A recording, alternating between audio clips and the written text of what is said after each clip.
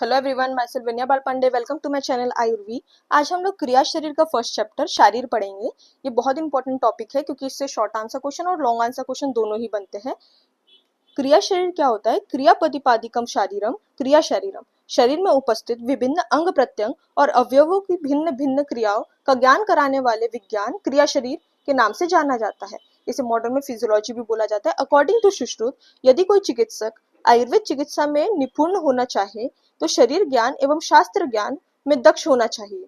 इस प्रकार आयुर्वेद में संपूर्ण शरीर का ज्ञान को महत्वपूर्ण बताया है। अब ये बहुत इंपॉर्टेंट है, ये 10 नंबर में पूछा जाता है। आयुर्वेद में क्रिया शरीर का मूलभूत सिद्धांत कौन से हैं? तो आयुर्वेद क्रिया शरीर के अंतर्गत शरीर में उपलब्ध सभी द्रव्य को दोष, धातु एवं मल वर्ग में विभक्त कर दिया गया है। कितने कितने वर्गों में? दोष और धातु और मल, 3 वर्गों में। इन तीनों का उत्पन्न का कारण पंच महाभूत है। ये तीनों जिससे उत्पन्न हो उसका कारण जो है वो है पंच महाभूत। इन तीनों वर्ग के द्रव्य अविकृत अवस्था में शरीर को धारण पोषण करते हैं तथा विकृत होने पर शरीर में रोगग्रस्त एवं कभी कभी नष्ट भी कर देते हैं।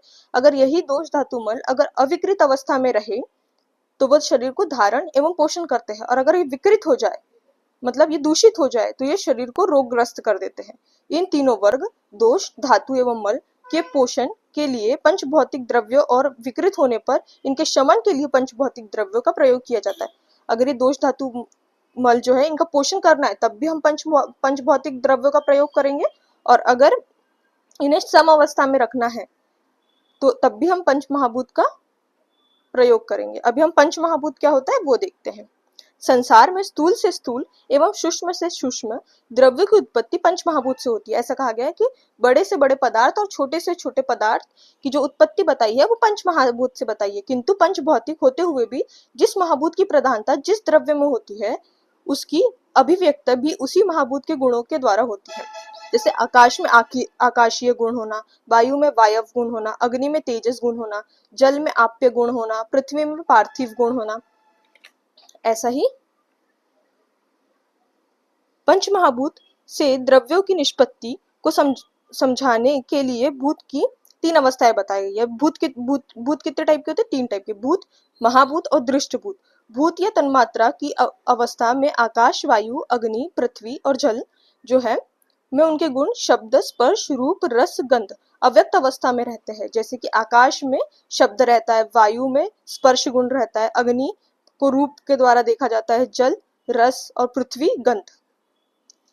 यदि 2 परमाणुओं का मेल हो जाए तो उसे द्विअणु बोला जाता है, और अगर 3 परमाणुओं का मेल हो जाए तो उसे त्रिअणु बोला जाता है। सर्व द्रव्य पंचभौतिकम ये बोला गया है। संसार में समस्त द्रव पंचभौतिक होते हैं। आयुर्वेद में इस सिद्धांत को विशेष महत्व दिया है। जैसे पेपर में आपको डायरेक्ट पूछा जाएगा कि सर्व द्रव्यम पंचभौतिकम को समझाइए आप, तो आपको ये पूरा पंच महाभूत समझाना पड़ेगा। अभी हम जाएंगे त्रिदोष विवेचन में, ये सेकंड टॉपिक है। दूषणात् दोष, अर्थात जो शरीर को दूषित करे वह दोष कहलाते हैं। यह दोष शरीर को भी दूषित करते हैं, तब वे स्वयं विकृत हो जाते हैं।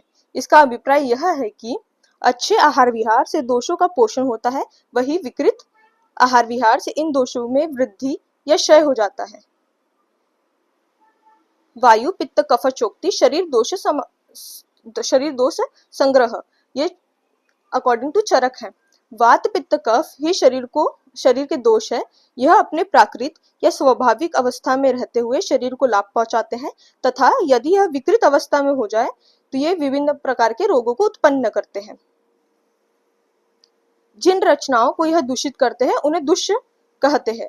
दुष्य के अंतर्गत धातु एवं मल आते हैं। अब हमने दोष पढ़ा, दोष कितने टाइप के होते हैं? वात, पित्त, कफ। और जो दोष है वो जिसे दूषित करे अर्थात उसे दुष्य कहते हैं। और दुष्य कौन होते हैं? धातु एवं मल। जब विषम एवं प्राकृत दोष दूष्यों के साथ मिलते हैं तब दूष्यों से मिलकर उन्हें विकृत उत्पन्न करने लगते हैं। इस अवस्था को दोष दुष्य समुचना कहा जाता है। दोष दुष्य समुचना क्या है? दोष जो होते हैं वो है वात, पित्त और कफ। दुष्य जो है वो है धातु एवं मल। जब दोष दूष्यों के साथ मिलकर अगर विकृति उत्पन्न करने लगे तो उसे ही दोष दुष्य समुचना कहा जाता है। ऐसे ही दोष की संख्या का वर्णन आचार्यों अनुसार चरक ने निम्न प्रकार के दोष बताए हैं। वात, पित्त, कफ, चित्ति शरीर दोष संग्रह मानस पुनरिदृष्टो रजस्य तम एवच। दोष कितने टाइप के हैं? शारीरिक और मानसिक। शारीरिक दोष 3 टाइप के हैं, वात, पित्त, कफ, और मानसिक दोष रज और तम। अगर आपको इसके डिटेल में पढ़ना है तो आप एक बार कमेंट कर दीजिए, तो मैं इनका पर्टिकुलर वात के ऊपर अलग वीडियो, पित्त और कफ के ऊपर अलग अलग वीडियो डाल के आपको समझा दूंगी। अकॉर्डिंग टू आचार्य सुश्रुत, जिस प्रकार दोष शरीर में कार्य करते हैं उसी प्रकार जगत में भी चंद्र, सूर्य, वायु का प्रकोप करते हैं। इन्होंने दोषों को आउटर इन्वायरमेंट से कनेक्ट करके बताया है। विसर्ग आदान विक्षेप सौम्य सूर्य अनिलस्तथा धारयंती जगदेह कफ पित्त अनिलस्तथा। जिस प्रकार सूर्य, चंद्रमा और वायु विसर्ग आदान एवं विक्षेप कार्य द्वारा संसार को धारण करते हैं, उसी प्रकार चंद्रमा का प्रतिनिधि कफ विसर्ग कार्य द्वारा, सूर्य का प्रतिनिधि पित्त आदान काल द्वारा, और वायु विक्षेप कार्य द्वारा शरीर को धारण करके रखता है।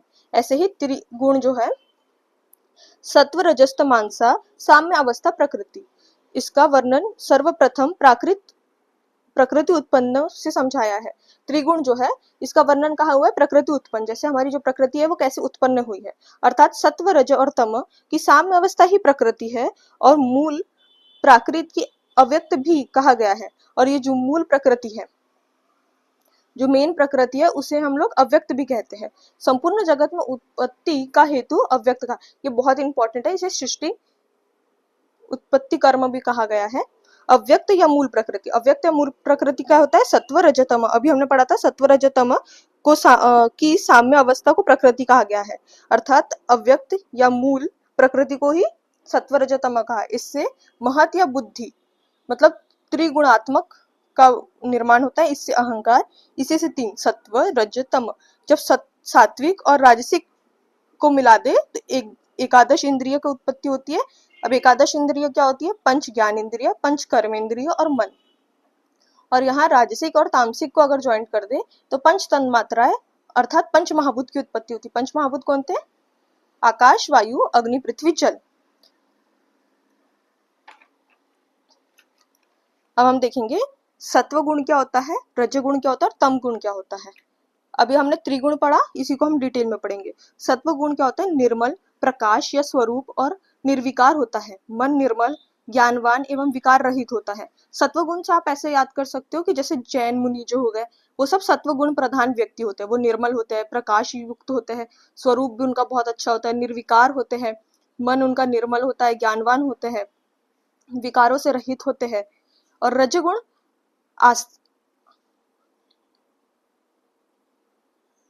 तृष्णा उत्पन्न करने वाला, आस्ति उत्पन्न करने वाला, मनुष्य के कार्य हेतु प्रेरित करता है। तमगुण ये सबसे खराब माना गया है, अज्ञानता को उत्पन्न करता है, प्रमाद, आलस्य एवं निद्रा के विषयभूत होता है। अर्थात वह व्यक्ति जिसमें आलस्य भरा पड़ा रहता है या जो बहुत देर तक के सोते रहता है, उन सब गुण वाले व्यक्ति को तम गुण प्रधान व्यक्ति कहा गया है। ऐसे व्यक्ति अधर्म करते हैं, नास्तिकता मतलब भगवान पे भरोसा नहीं करते, शीलता, दुर्बलता, ये सब उनके गुण हो गए हैं।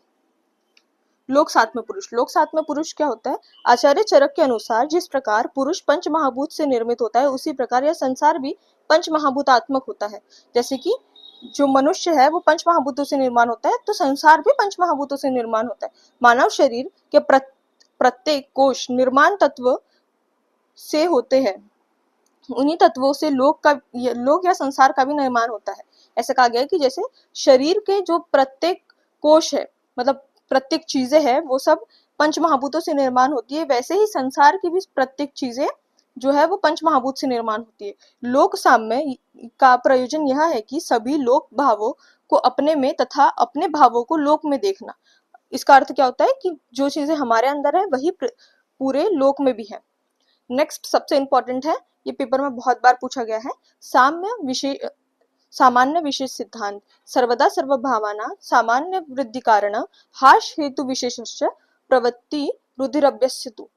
सर्वदा सभी भावों की वृद्धि करने वाला मतलब सामान्य होता है। सामान्य को क्या बोला गया है? कि जो हमेशा किसी भावों की वृद्धि करे, मतलब सामान्य जो है वो वृद्धि का कारण होता है, और हास या कम करने वाला कारण विशेष होता है। तो सामान्य क्या हुआ, जो हमेशा वृद्धि करे, और विशेष क्या हुआ, जो हमेशा क्षय करे, किसी चीज को कम करे। सामान्य विशेष इन दोनों का संबंध शरीर से होता है, अर्थात जब शरीर में किसी धातु विशेष की कमी पाई जाए तो उससे सामान्य द्रव्य गुण कर्म का प्रयोग कर उसकी वृद्धि की जाती है। देखो, जैसे सामान्य से क्या होता है, वृद्धि होती है, और विशेष से जो होता है वो कम होती है। अगर हमारे शरीर में दोष हो गया और फिर हमें उस दोष को सम करना है, मतलब उसे नॉर्मल करना है, तो हम क्या करेंगे, विशेष वाले गुणों को बढ़ा देंगे। तो अब हम सामान्य के कितने भेद होते हैं, सामान्य के 3 भेद होते हैं, द्रव्य सामान्य, गुण सामान्य और कर्म सामान्य।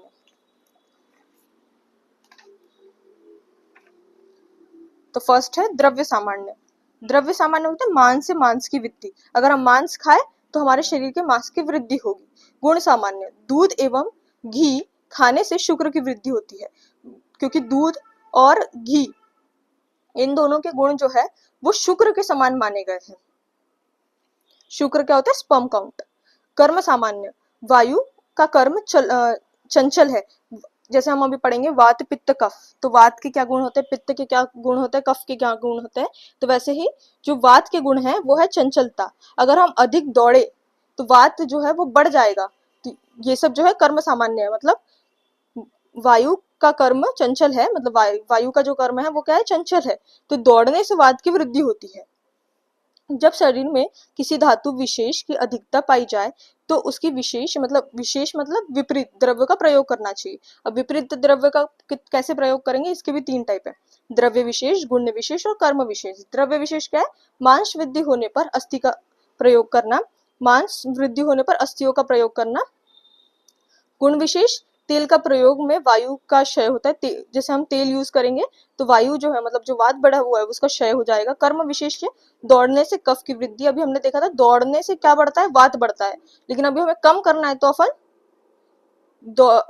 कफ अगर बढ़ा हुआ है तो हम दौड़ने से कम हो जाएगा। स्त्रोतस, स्त्रवना स्त्रोतांसी, स्त्रुस्तमय धातु से उत्पन्न होता है, जिसका अर्थ है निसरण रिसना। आचार्य चरक ने शरीर में रसादी पोषण धातुओं का स्त्रवन तथा अभिवहन करने वाले सभी मार्गों को स्त्रोतस कहा है। ठीक है, अब स्त्रोतस के क्या कार्य होता है, मूर्तिमंत भावों को उत्पन्न एवं विनाश स्त्रोतस पर निर्भर है। स्थायी और अस्थायी धातुओं की उत्पत्ति होती है, पोषक अंगों को लेकर यथा सामान्य प्रमाण पोषण करना स्त्रोतस का कार्य होता है। स्त्रोतस बहुत इंपॉर्टेंट टॉपिक है, इसे रचना शरीर में भी बहुत बार पूछा जाता है। अगर आपको डिटेल इसका वीडियो चाहिए तो एक बार आप कमेंट कर देना। स्त्रोतस आचार्यों के अनुसार 13 माने गए हैं। ठीक है, तो हम बहुत नॉर्मली पढ़ रहे हैं, बट इसे बहुत डिटेल में पढ़ना ही, आपको सेकंड ईयर में भी बहुत बार पूछा जाता है। प्राणवह स्त्रोतस, हृदय मूलम महास्त्रोतश्च। प्राणवह स्त्रोतस का जो मूल माना है वो कहाँ माना है, हृदय और महास्त्रोतसों को माना है। उदक वह स्त्रोतस, तालु मूलम क्लोम च।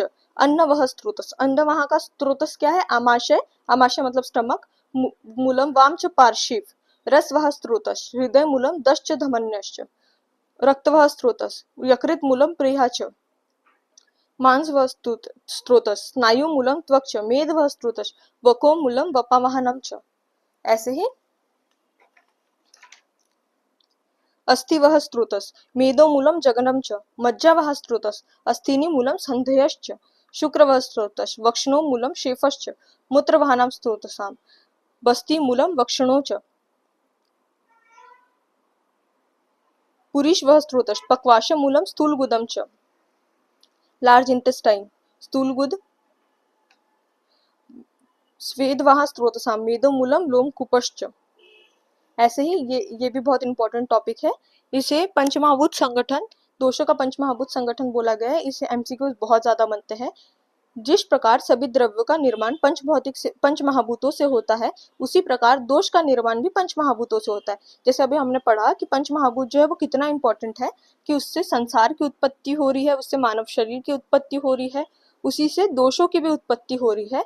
तो हम अभी पढ़ेंगे कि दोष, धातु और मल, इन तीनों में पंचमहाभूत की में किस किस की प्रधानता होती है। जैसे हमने 3 टाइप के दोष पढ़े, वात, पित्त और कफ। तो अकॉर्डिंग टू अष्टांग हृदय और अकॉर्डिंग टू अष्टांग संग्रह, ये दोनों पूछे जा सकते हैं एमसीक्यूज में कंफ्यूजन क्रिएट करने के लिए। तो वात में वायु महाभूत प्लस आकाश महाभूत। वैसे ही वात में यहाँ पे वायु महाभूत पूछा है, पित्त में अग्नि महाभूत और यहाँ पे भी अग्नि महाभूत, कफ में अग्नि महाभूत प्लस पृथ्वी महाभूत पूछा है बोला है, और अष्टांग संग्रह ने कफ में बस जल महाभूत बोला है। ऐसे ही धातुओं में पढ़ेंगे, रस रक्त मांस मेद अस्थि मज्जा शुक्र सप्त धातु होते हैं। इनमें कौन कौन से महाभूत की प्रधानता होती है? अकॉर्डिंग टू डलहन, जो रस धातु होती है उसमें जल, रक्त में अग्नि, मांस में पृथ्वी, मेद में जल प्लस पृथ्वी, अस्थि में पृथ्वी जल और आप वायु, मज्जा में जल महाभूत, शुक्र में भी जल महाभूत। ऐसे ही हम चक्रपाणी के अनुसार पढ़ेंगे, रस में कोई उन्होंने महाभूत नहीं बताया है, रक्त में तेज प्लस जल महाभूत बताया है, मांस में पार्थिव बताया है, मेद में जल प्लस पृथ्वी बताया है, अस्थि में पृथ्वी प्लस वायु बताया, मज्जा में जल और शुक्र में भी जल बताया। इसी प्रकार हम मल भी पढ़ेंगे। मल 3 टाइप के होते हैं, पुरीष, स्वेद और मूत्र। पुरीष में पार्थिव, स्वेद में जल महाभूत और मूत्र में अग्नि प्लस जल महाभूत। ऐसे ही त्रिगुण का भी बताया है, सत्व रज, सत्व तम और तम। सत्व में क्या होता है? आकाश महाभूत, रज में वायु महाभूत, सत्व रज में अग्नि महाभूत, सत्व तम में जल महाभूत और तम में पृथ्वी महाभूत। ये जो तीनों हैं, जैसे कि दोष, धातु और मल, इन सबके पंचभौतिकता आपको याद होनी चाहिए। और अगर आपको इन सबके जैसे दोष की अलग से वीडियो चाहिए तो आप बता दीजिए, और धातुओं की भी अगर अलग से वीडियो चाहिए तो प्लीज कमेंट करके बता दीजिए। Thank you.